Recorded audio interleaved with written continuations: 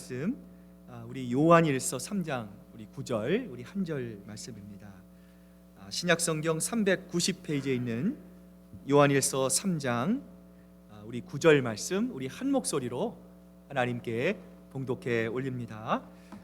하나님께로부터 난 자마다 죄를 짓지 아니하나니 이는 하나님의 씨가 그 속에 거함이요 그도 범죄하지 못하는 것은 하나님께로부터 났음이라. 아멘. 하나님의 말씀입니다. 자, 우리 내일이 땡스기빙입니다. 우리 한번 옆에 분 뒤에 분들 보시면서 복된 추수감사절 보내시길 바랍니다. 우리 한번 인사 나누시기를 바랍니다.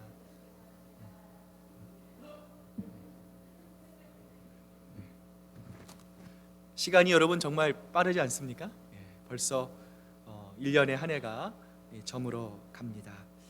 자, 오늘은 요한일서 3장 9절 말씀을 통해서 우리 안에 심겨진 하나님의 씨, 자라나는 열매 맺는 하나님의 씨라는 제목으로 여러분과 함께 귀한 하나님 말씀 나눠보고자 합니다.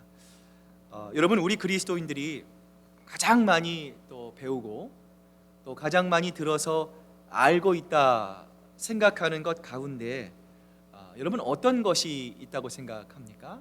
여러 가지가 있죠. 사랑도 있고 또 믿음도 있을 수 있고요, 은혜라는 것도 또 있을 수 있습니다. 여러분, 그 중에 우리에게 가장 익숙한 단어, 그러나 우리가 꺼려하는 단어 중에 하나가 바로 이 죄라고 하는 단어입니다. 여러분은 이 죄의 범위가, 이 바운더리가 어디까지가 죄라고 생각하십니까? 어디까지가 죄고 어디까지는 죄가 아니다, 여러분 혹시 생각해 보신 적이 있으십니까? 다시 말하면 죄의 정의가 도대체 무엇인가 라고 하는 질문입니다. 신학자들마다, 성경을 연구하는 분들마다 이 죄에 많은 정의들이 있습니다. 복잡해요. 그런데 저는 개인적으로 이 감리교의 창시자인 존 웨슬리의 어머니 수잔나 웨슬리의 죄의 정의를 많이 생각을 합니다. 이 수잔나 웨슬레는 정식 교육을 받지는 않았습니다. 그러나 그녀는 깊은 영성과 통찰력으로 죄의 본질에 대해서 분명히 정의하고 있는데요. 자, 죄에 대한 이 수잔나 웨슬리의 정의는 아마 이렇습니다. 여러분 한번 보시면서 여러분 한번 생각해 보시면 좋겠어요. 자, 그녀는 죄에 대해서 이렇게 정의합니다. 당신의 이성을 약화시키는 것은 무엇이냐? 당신의 양심의 예민함을 둔화시키는 것은 무엇이냐? 하나님에 대한 당신의 감각을 둔하게 만드는 것은 무엇이냐? 영적인 것에 대한 당신의 갈망을 약화시키는 것은 무엇이냐? 즉 당신의 영혼보다 당신의 육신을 더 강화시키는 것은 무엇이든 그것이 아무리 옳게 보이고 의롭게 보이고 순수해 보이더라도 그것은 당신에게 뭐가 됩니까? 죄가 됩니다. 여러분, 이 수잔나 웨슬리가 이 제일 마지막에 말한 마지막 구절 여러분 한번 주목해 보십시오. 뭐라고 얘기하고 있습니까? 그것은 당신에게 뭐가 됩니까? 죄가 됩니다. 여러분, 우리는 항상 이런 습관이 있죠. 항상 다른 사람의 잘못을 보죠.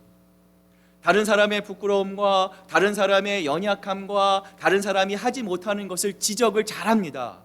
잘 봅니다. 여러분, 장기도요, 내가 둘 땐 모르는데 상대방이 둘 때는요 잘 보잖아요. 훈수를 두려고 하잖아요. 그런데 여러분, 중요한 건 무엇입니까? 다른 사람에게 있는 문제가 아니라 누구에게 있는 문제입니까? 바로 내 자신에게 있는 문제입니다. 이 기준으로 다른 사람을 보는 것이 아니라 바로 내 자신에게 적용해 보라는 것이죠. 여러분, 이 수잔나 웨슬레의 죄의 정의를 내 자신에게 비추어 보면 여러분 어떻습니까? 여러분, 우리는요 의식적으로 무의식적으로 줄여놓고 축소시켜놨던 죄의 목록들이 갑자기 확 불어나게 됩니다. 여러분, 이 말씀을 드리면 혹시나 여러분 마음속으로 이렇게 생각하실 분이 계실지 모릅니다. 목사님, 그것도 죄입니까? 제가 그것이 죄라고는 전혀 생각하고 있지 못했는데 정말 큰일 났습니다. 어떻게 하면 좋습니까? 라고 만약에 여러분이 생각하신다면 여러분, 그것은 걱정할 거리가 아닙니다. 여러분, 오히려 그것은 천만다행입니다. 여러분, 환자가 병원에 가서 진찰을 받죠. 병의 원인이 발견되었습니다. 그럼에도 불구하고 나는 괜찮습니다. 나는 끄떡없습니다. 이것 정도는 아무것도 아닙니다. 라고 하면서 의사의 처방과 약을 거부한다면 여러분 어찌 치료가 될 수 있겠습니까? 마찬가지죠. 하나님의 말씀에 비추어 하나님, 내가 죄인이군요. 하나님, 저는 하나님의 공의를 피해갈 수 없습니다. 명백한 죄인입니다. 하나님, 내 잘못을 긍휼히 여겨 주시옵소서. 우리가 우리의 부족함과 연약함을 하나님 앞에서 분명하게 인정하지 않으면 여러분, 우리가 어떻게 영혼의 치료, 나아가 구원을 받을 수가 있겠습니까? 그러나 우리가 하나님이 우리 안에, 우리가 하나님 안에 머물러 사는 사람, 여러분, 이 사람이 어떤 사람입니까? 오늘 우리 김혜정 집사님도 이렇게 기도하셨어요. 여러분, 하나님 안에 머무는 사람은 어떤 사람입니까? 하나님의 말씀을 사모하는 사람입니다. 하나님의 말씀을 사모하기에 말씀을 듣는 자리에 늘 가까이 나아가는 사람입니다. 그리고 말씀에 순종하고 말씀을 묵상함을 통해 늘 하나님과 친밀한 관계를 갖고 있는 사람입니다. 여러분, 이 사람은 하나님과의 관계, 하나님의 그 마음을 누구보다 잘 알고 있기에 당연히 어떻습니까? 하나님의 마음을 잘 알 수 있겠습니까? 없겠습니까? 하나님의 마음을 알 수밖에 없는 것이죠. 하나님의 마음을 알고 있기에 이 사람은 죄의 유혹과 죄에 대한 진노로부터 해방될 수밖에 없다라는 거예요. 여러분, 그런데 여기서 우리가 주의해야 할 것이 있습니다. 자, 오늘 본문 상반절 말씀인데요. 자, 같이 한번 읽어봅니다. 시작. 하나님으로부터 난 자마다 죄를 짓지 아니하니라. 자, 오늘 본문과 관련된 다른 몇 구절도 한번 좀 같이 읽어봤으면 좋겠는데요. 자, 우리 요한일서 3장 우리 6절 말씀 같이 한번 읽어봅니다. 시작. 그 안에 거하는 자마다 범죄하지 아니하나니 범죄하는 자마다 그를 보지도 못하였고 그를 알지도 못하였느니라. 마지막으로요, 마지막 요한일서 마지막 장에 오늘 본문과 유사한 말씀이 나오는데요. 자, 우리 요한일서 5장 18절 말씀 같이 한번 읽습니다. 시작. 하나님께로부터 난 자는 다 범죄하지 아니하는 줄을 우리가 아노라. 하나님께로부터 나신 자가 그를 지키심에 약한 자가 그를 만나지도 못하느니라. 자, 우리가 오늘 이 세 가지의 말씀을 살펴보았어요. 자, 여러분, 이 세 가지의 말씀에 여러분 공통적으로 들어가는 말이 있습니다. 여러분, 어떤 말이 있습니까? 하나님에게서 난 사람은 어떤 사람입니까? 더 이상 죄를 막 하고 싶은 대로 짓는 사람입니까? 아니면 더 이상 죄를 짓지 않는 사람입니까? 더 이상 죄를 짓지 않는다라는 것. 여러분, 우리가 한 2개월 전 이 요한일서 강의를 처음 시작하면서 여러분 1장 8절을 통해서 사도 요한이 했던 말을 기억하십니까? 여러분, 요한일서 1장 8절에서 사도 요한이 이렇게 말했어요. 만일 우리가 죄가 없다고 말하면 스스로 속이고 또 진리가 우리 속에 있지 아니할 것이요. 자, 사도 요한은 우리에게 분명히 말씀합니다. 자, 여기서 사도 요한이 언급하고 있는 우리란 과연 누구입니까? 예수님을 전혀 알지 못하는 사람입니까? 예수님과 전혀 관계가 없는 사람입니까? 아니죠. 오늘 이 사도 요한이 말하는 우리란 누구입니까? 예수 그리스도를 주님으로 믿고 거듭난 여러분과 같은 사람입니다. 그래서 하나님의 자녀가 된 사람들이고 성령의 능력 안에 있는 사람들입니다. 그런데 그런 사람들조차도 나는 죄가 없습니다. 나는 죄가 뭔지 모릅니다. 소위 말해서 사람들이 잘 아는 나는 법대로 사는 사람입니다. 만일 내가 죄가 없다고 말한다면 여러분, 성경이 뭐라고 말씀하는 거예요? 그는 스스로 어떻게 하는 사람입니까? 속이는 사람. 여러분, 이것은 사도 요한의 혼자만의 말이 아닙니다. 성경 전체의 증언입니다. 로마서 3장 9절에서 말하듯 여러분, 이 땅에 의인은 없습니다. 정직한 사람은 하나도 없습니다. 이 세상에 아무리 의롭고 거룩하고 나는 깨끗하다 자부하는 사람도요, 여러분 어떻습니까? 하나님의 그 빛, 그 공의의 빛 앞에서는요, 자신의 그 더러운 죄가 드러날 수밖에 없는 것이죠. 여러분, 그렇다면 요한은 우리 인간의 한계를 이렇게 너무나 극명하게 선언한 이후에 왜 뒤에 가서 하나님의 사람은 죄를 범하지 않는다, 여러분 왜 이렇게 말하고 있는 것일까요? 자, 우리가 앞에서 잠깐 살펴봤던 이 세 구절에서 동일하게 나오는 죄를 짓지 아니하나니라고 하는 여러분 이 말의 헬라어 원문을 보면은요 모두 현재형으로 쓰여 있습니다. 여러분 현재형이 어떤 의미입니까? 과거형, 미래형과는 달리 현재에 일어나고 있는 일을 가리켜서 우리는 현재형이라고 얘기를 하죠. 여러분 그런데요 이 헬라어의 원어는 지금 우리들이 알고 있는 이 단어와 조금의 차이가 있습니다. 헬라의 원형은 지금 일어나는 일을 묘사할 때 현재형으로 사용하기도 합니다. 그런데 헬라어에서 사용되는 현재형은요 반복적으로 일어나는 일, 또 지속적인 일어나는 일을 묘사할 때도 이 현재형 형사를 사용합니다. 여러분 그래서 유명한 주석학자 톰 라이드라고 하는 분이 오늘 이 구절을 이렇게 해석하셨어요. 자, 죄를 짓지 아니하노니 이 말을요 이 톰 라이드는요 계속해서 죄를 짓지 아니하나니라고 번역을 해 놓았습니다. 여러분 이게 무슨 뜻입니까? 계속해서 죄를 짓지 아니하나니라고 하는 말이 무슨 뜻입니까? 내가 행하고 있는 것이 죄인 줄을 알지 못한다라는 거예요. 내가 죄를 짓는 그 자체를 인정하지 않는다는 거예요. 그런데 여러분 여기에는 더 중요한 의미가 담겨져 있습니다. 내가 죄를 짓고 내가 죄를 짓는다는 사실을 알면서도 이것이 하나님의 마음을 기쁘시게 하지 않고 하나님의 뜻과는 어긋난 길이라는 것을 너무나 잘 알고 있으면서도 여러분 우리는 누구입니까? 거듭난 사람들입니다. 하나님의 자녀가 된 사람들입니다. 성령의 능력 있는 사람들임에도 불구하고 여러분 어떻습니까? 자신이 짓고 있는 죄를 버리지 않고 있다라는 거예요. 여러분 다시 말하면 어떤 말입니까? 죄를 청산할 마음의 의지가 없다라는 거예요. 여러분 요즘 기독교가 왜 세상으로부터 그렇게 많은 비난을 받습니까? 여러분 중에 새가족 훈련을 받으신 분들은 제가 새가족 훈련 중에 했던 말을 기억하실 것입니다. 너나 잘하세요. 여러분 우리가 이 세상을 위해 기도해야 되고 하나님의 나라와 영광을 이루어야 되고 세상의 빛과 소금의 역할을 감당해야 되고 그리스도의 아름다운 향기를 발해야 되는데 여러분 왜 세상이 오히려 교회를 걱정하는 여러분 왜 이러한 일들이 일어나고 있습니까? 여러분 우리가 더욱더 하나님을 알아가지 못했기 때문에 하나님을 통한 우리의 마음의 중심을 통해 그 하나님이 원하시는 것 그 하나님의 마음과 하나님의 심장으로 우리가 이 땅을 살아가지 못하기 때문이에요. 세상과 하나님 사이에 적당히 영적인 양다리를 걸치고 여기가 좋사오니라고 하는 제자들의 마음처럼 우리가 살아가고 있기 때문은 아니냐라는 것이죠. 그런데 여러분 이런 우리들의 마음에 성령이 임하셔서 하나님의 씨가 심겨질 때 여러분 어떤 일이 생기게 됩니까? 하나님께서 성령이 임하시고 하나님의 씨가 우리 마음속에 심겨지게 되면 그제서야 비로소 나의 죄가 얼마나 심각한지를 깨닫게 되는 것이죠. 회개의 은혜입니다. 내 자신의 죄성을 깨달을 뿐만 아니라 내가 가지고 있었던 그 죄의 모습, 예전까지는 아무렇지도 않았습니다.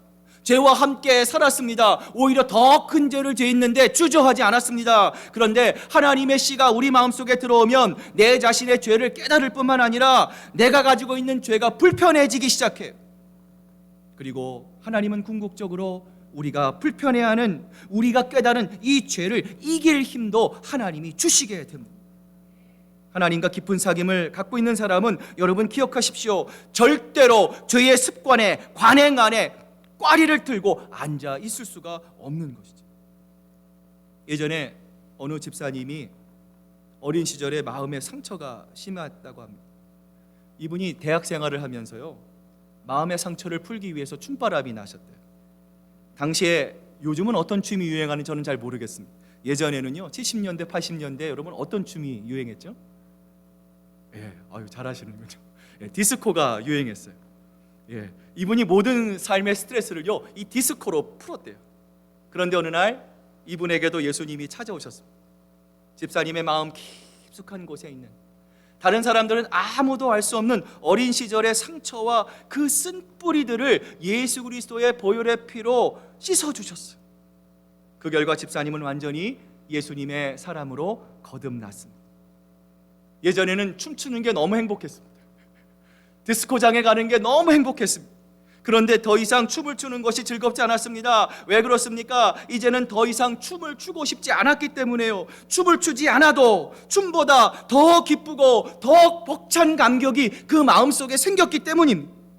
더 이상 춤을 출 이유가 없어진 것이죠. 오늘 이 말씀을 듣는 여러분 가운데도 혹시 여러분만이 아는 습관이 있습니까? 하나님만이 아는, 하나님이 기뻐하시지 않는 반복적인 습관으로 여러분의 마음을 위로하려고 하지 않습니까? 여러분 그러지 마시길 바랍니다. 성령을 체험하시길 원합니다.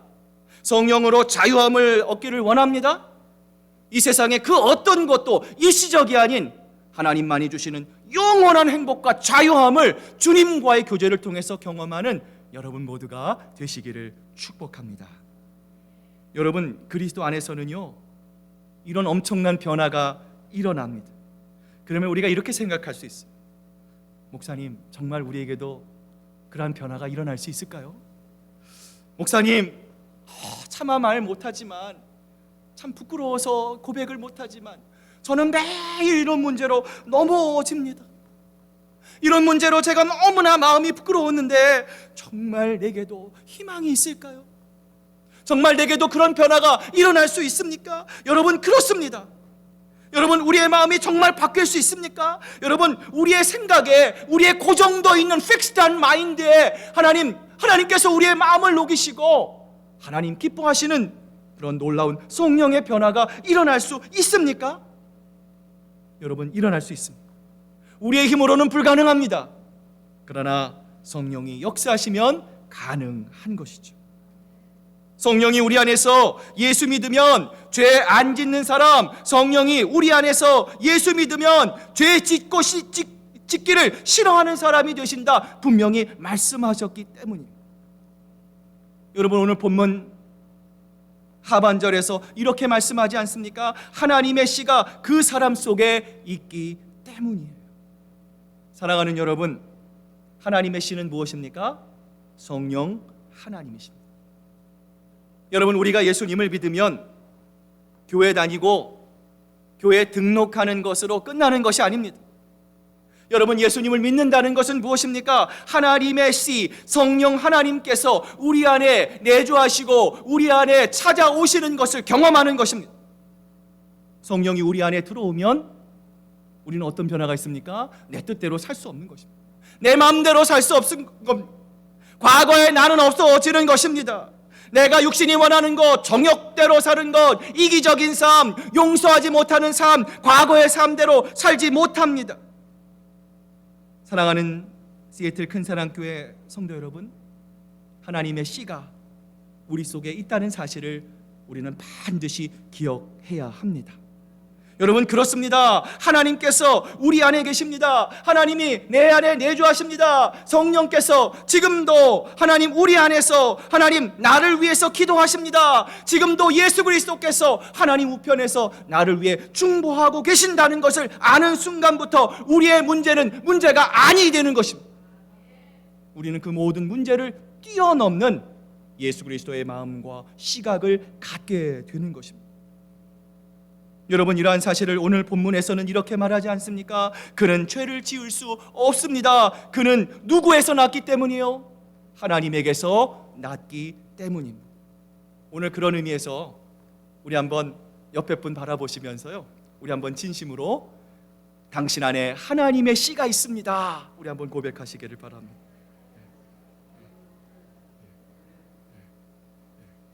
씨가 보이네요. 사랑하는 여러분, 오늘 이 하나님의 말씀의 약속이 그대로 이루어지는, 또 이루어지기를 소망하는 여러분 모두가 되시기를 바랍니다. 여러분, 앞에도 제가 말씀드렸지만 이제 내일 추수감사절, 그 다음에 여러분 가장 큰 기독교의 절기가 무엇입니까? 성탄절. 성탄절 다음에 뭡니까? 송구영신절. 여러분, 2021년이 벌써 갑니다. 2022년은요 우리 교회가 이제 정상으로 가기 때문에 예견컨대 훨씬 더 빨리 갈 것입니다. 여러분, 시간은 우리를 기다려주지 않습니다. 여러분, 우리가 건강할 때, 우리가 주의 일을 감당할 수 있을 때, 하나님께서 우리에게 기회를 주실 때 우리가 더 뜨겁게, 더 마음을 다하여 하나님의 나라와 영광을 위해서, 몸된 대단을 위해서 애쓰고 수고할 수 있는 저와 여러분 모두가 되실 수 있기를 축복합니다. 여러분, 그러기 위해서는요, 우리가 예수를 제대로 믿어야 합니다. 겉핥기만 해서는 안 됩니다. 피상적으로만 예수님을 알면 안 됩니다. 예수를 믿기를 해서도 정말 진짜로 예수를 믿어야 합니다. 오늘 우리의 기도의 제목이 이러한 제목이 될 수 있으면 좋겠습니다. 예수님 믿으면 죄 짓지 않게 하신다고 약속하셨습니다. 하나님, 제가 이 말씀을 믿습니다. 하나님, 이 말씀이 한 점도 흐트러지지 않고 제 마음속에 100% 이루어질 수 있도록 하나님 역사하여 주시옵소서. 기도하는 여러분 되시기를 소망합니다. 여러분, 그러기에 열쇠는 누가 가지고 있습니까? 하나님이 가지고 계십니까? 아니면 제가 가지고 있습니까? 아닙니다. 오늘 우리가 하나님의 말씀대로 우리가 이 땅을 죄 없이 잘 건강하게 살아갈 수 있는 비결, 그 열쇠는 누구에게 있습니까? 바로 여러분에게 있습니다. 우리 안에 계신 하나님의 씨를 여러분이 압니다. 여러분, 여기에 우리의 삶이 바뀌는 열쇠가 바로 여러분에게 있습니다. 여러분, 한번 생각해 보십시오. 만약입니다. 여러분이 저에게 포도씨를 하나씩 받아오셨어요. 한번 상상을 해봤어요. 집에 돌아와서 아이들이 묻습니다. 엄마, 그게 뭐예요? 포도씨인데 김 목사님이 주셨어, 뜬금없이. 자, 그런데 어떤 분은요, 그 받아온 포도씨를 찬장 위에다 올려놓는 분도 계실 거예요. 또 어떤 분은 그 포도씨를 땅에 심는 분도 계실 겁니다. 천장에 올려놓던 포도씨를 땅에 심든 여러분, 처음에는요 큰 차이가 없습니다. 포도씨 몇 알 심었다고 당장 어떻게 되는 것이 아니니까요. 그런데 여러분, 땅에 씨를 심으면 어떤 변화가 일어납니까? 씨에서 뭐가 납니까? 싹이 납니다. 여러분, 씨와 싹은 얼마나 다릅니까? 조그만 포도나무가 되고 결국은 그 싹이 난 포도나무마다 아름다운 포도의 열매가, 탐스러운 열매가, 향기로운 열매가 주렁주렁 열매 달리게 되는 것이죠.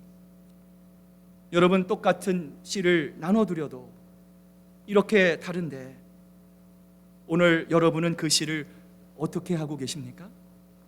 그냥 찬장 위에 놓아두고 계십니까? 아니면 그 말씀에 묵상하며 말씀에 순종하며 여러분의 마음밭에 심어 30배, 60배, 100배의 아름다운 성령의 열매를 거두고 계십니까? 여러분, 그렇다면 우리가 어떻게 우리의 마음밭에 심겨진 하나님의 씨가 싹이 나고 나무가 되고 열매를 맺기 위해서 여러분, 우리는 무엇을 해야 합니까?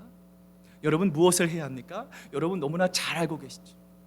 하나님의 말씀을 사랑해야 합니다. 여러분, 2021년 이제 얼마 남지 않았습니다.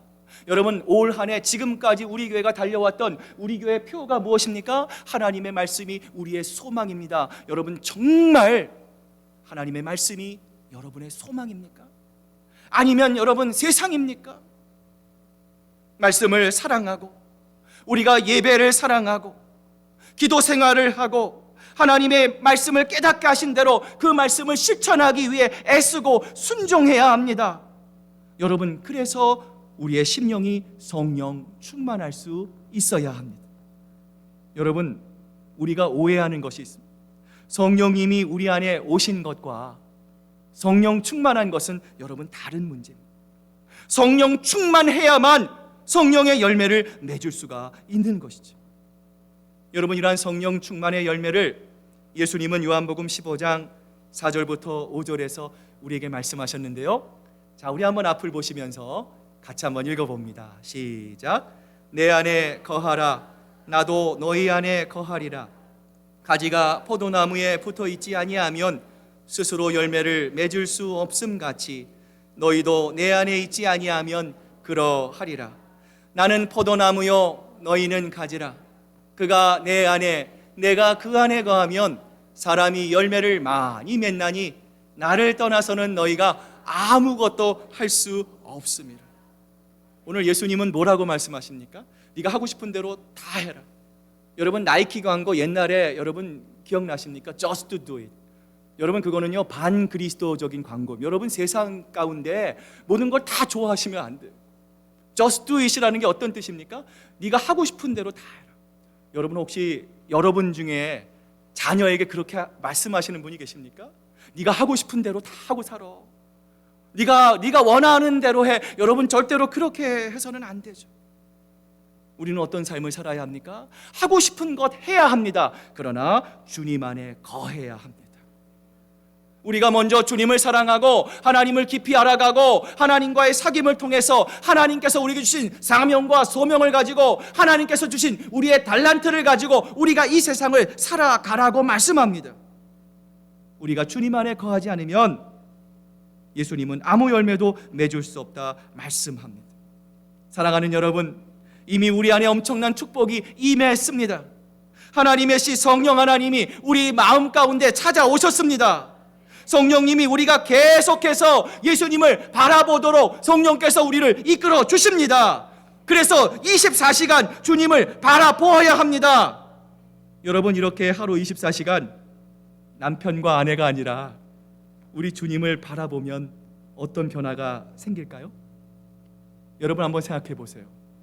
여러분, 영안의 문이 열려서 성령 하나님께서, 아니 우리 주님께서 예전에 이런 간증을 하신 분이 가끔 계셨어요. 여러분을 만약 이렇게 지켜보고 계신다면 여러분, 죄를 지을 수 있겠습니까? 없겠습니까? 죄를 지을 수 없습니다.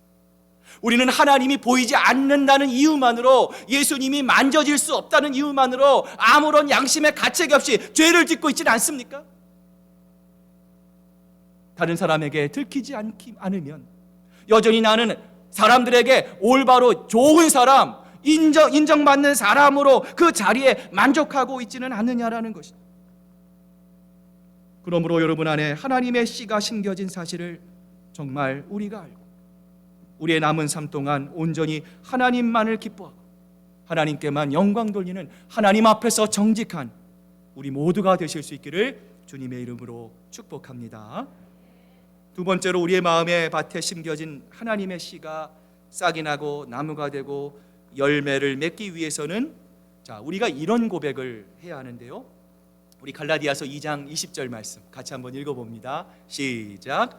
내가 그리스도와 함께 십자가에 못 박혔나니 그런즉 이제는 내가 사는 것이 아니요 오직 내 안에 그리스도께서 사시는 것이라.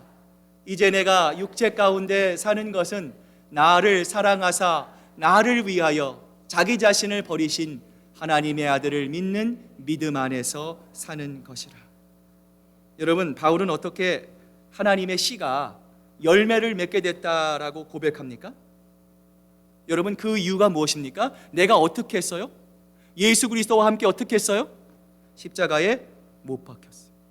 여러분, 그리스도인은요 죽는 사람입니다. 여러분, 내가 더 말을 많이 하는 것이 아니라 내 기득권을 자랑하고 주장하는 것이 아니라 여러분, 정말 그리스도인은 어떻습니까? 매일매일 죽어가는 사람이에요. 십자가를 지는 사람이에요. 왜 그렇습니까? 내가 그리스도와 함께 십자가에 못 박혔기 때문에. 내 과거의 죄된 본생은 죽습니다. 그 안에 하나님의 생명이 새롭게 찾아온 것입니다. 오늘 바울은 무엇을 고백합니까? 나는 그리스도와 함께 십자가에 못 박혔습니다. 이제는 내가 사는 것이 아닙니다. 예수님을 믿는 믿음만으로 사는 것이라 고백합니다. 그렇게 함으로 바울의 삶 속에 역사가 일어난 것이죠. 사랑하는 여러분, 우리도 바울과 같이 그렇게 고백할 수 있어야 합니다. 우리의 고백은 무엇입니까? 예수님은 나의 왕이십니다. 하나님, 이 세상에 내가 필요한 것이 많이 있지만 그 가운데 나의 가장 중요한 프라이오리티, 나의 가장 중요한 것은 바로 예수 그리스도, 주님 한 분이면 나는 충분합니다. 고백하는 우리 모두가 될 수 있어야 합니다. 이제 오늘 말씀을 마무리합니다. 우리가 예수 그리스도를 영접하면, 하나님의 자녀가 되면 어떤 일이 일어납니까? 우리 안에 하나님의 씨가 심겨집니다. 우리 안에 하나님의 영적인 DNA가 만들어지는 것이죠. 사실 이것은 없던 것이 새롭게 주어지는 것이 아닙니다. 과거 우리가 잃어버렸던 것을 되찾는 것입니다.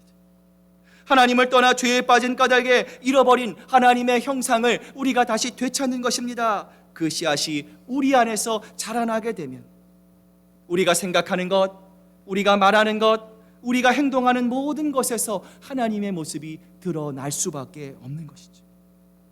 회복된 하나님의 형상이 우리 안에서 자라나면 우리의 표정과 눈빛에서 하나님의 모습, 성령의 열매가 아름답게 드러날 수밖에 없는 것이죠.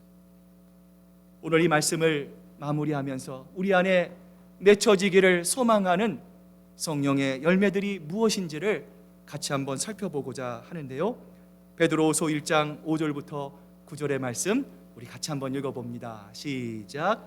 그러므로 너희가 힘써 너희 믿음의 덕을, 덕의 지식을, 지식의 절제를, 절제의 인내를, 인내의 경건을, 경건의 형제의 우애를, 형제의 우애에 사랑을 더하라.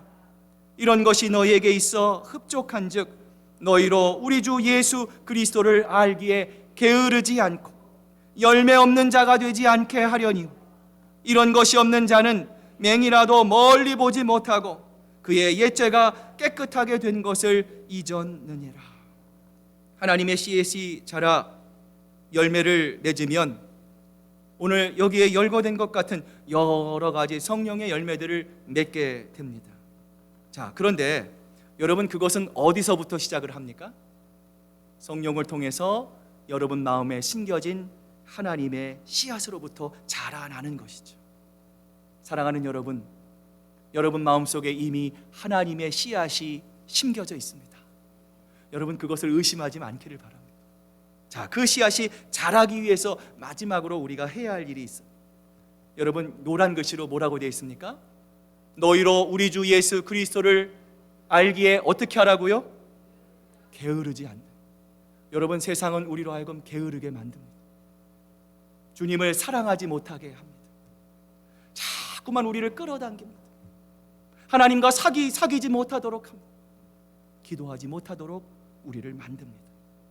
오늘 성경은 이 말세를 살아가는 우리들에게 분명히 말씀합니다. 우리 주 예수 그리스도를 알기에 어떻게 하라고요? 게으르지 말라. 오늘 이 권면의 말씀처럼 하나님을 더욱 가까이 친밀히 사귀고 이를 통해 아름답고 향기롭고 만나는 성령의 열매가 여러분 마음속에 주렁주렁 맺힐 수 있도록 하나님 기뻐하시는 충성된 부지런한 주님의 일꾼들이 되시기를 주님의 이름으로 축복합니다. 오늘 시간 우리 한번 찬양팀 나오시기 전에 같이 한번 기도했으면 좋겠습니다.